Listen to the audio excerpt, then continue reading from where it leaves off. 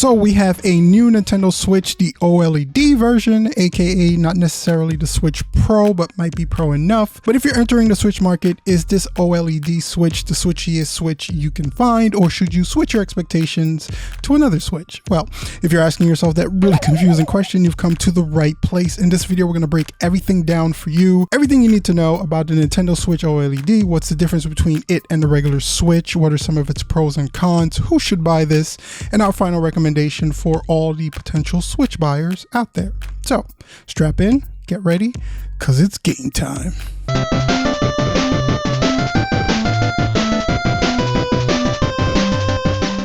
Now, when you're talking the Nintendo Switch OLED version versus the regular Nintendo Switch, there's a lot in common there, like the removable Joy-Cons. The button layouts on the Joy-Cons are pretty much the same. You basically have the same kind of color scheme, with the exception that you do have the white variant for the OLED version, but there are some very important and welcomed design changes with the new Switch as well. First of all, those huge bezels from the original Switch have been trimmed down significantly, and the 6.2-inch LCD panel has been replaced with a 7-inch OLED panel, which pretty much gives the new Switch a fresh and updated look and feel over the old one that can sometimes, to be honest, feel a little bit outdated. And because they achieve this redesign simply by shrinking the bezels, they didn't really enlarge the footprint of the Switch all that much. The new Switch is only 0.1 inches longer, which means, and you guessed it, you can still use the same Joy-Con controllers from the old Switch on the new one, you know, just in case you wanted to mix and match. The kickstand has also gotten an upgrade of sorts, making it more durable, secure, sturdy, with greater flexibility, because now you can adjust it into different positions and get that perfect gaming experience from whichever angle you're looking for on whichever tabletop or bed or chair top you're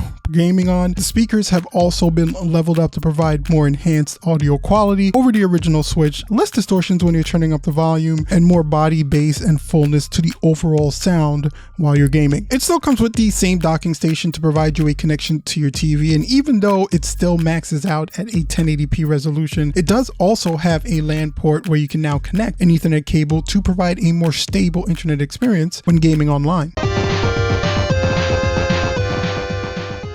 When you're talking about the pros and cons of the new Nintendo Switch, the biggest pro definitely is the upgrade to the screen with the new immersive OLED. You're pushing more pixels, and with that you're getting deeper blacks that can sometimes look a little bit on the gray side on the non-OLED Switch games. And overall, the games themselves just look a lot more richer, bolder, a lot more immersive than they do on the standard models. You're also getting a bump in the overall storage itself. You're going from 32 to 64 gigs, but as awesome as the additional storage improvements to the screen and speakers can be, you can't overlook the disappointment for those that were hoping that the new Switch would be a little bit more powerful or have a better overall battery performance than the old one, which leads us into the cons of this device.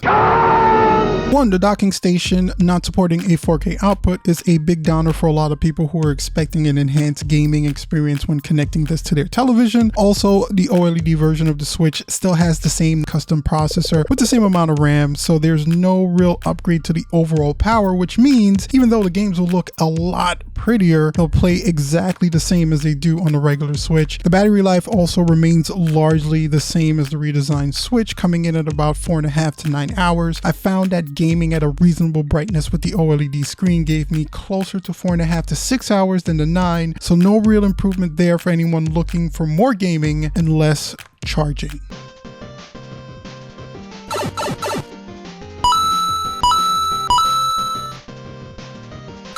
So with not much improvements to the overall performance, battery, or loading times, it begs the question of who this Switch is for, who should buy it. And I think when it comes down to it, most gamers are looking for the best overall gaming experience. And I think that this Switch gives you the best Switch experience on the market right now, whether you're a new Switch buyer looking to purchase a Switch for the first time, or you're someone with an older version of the Switch that's looking to upgrade because you want something that looks a little bit cleaner, crisper, a more up-to-date piece of technology. I believe that the upgraded components will add to the overall gaming experience in a positive way. You're getting a better screen, which leads to more immersive gaming experience. You're getting a better audio, and despite the fact that you can't really game in 4K when connected to your television, you still have the ability to connect that Ethernet cable to get a more stable online experience.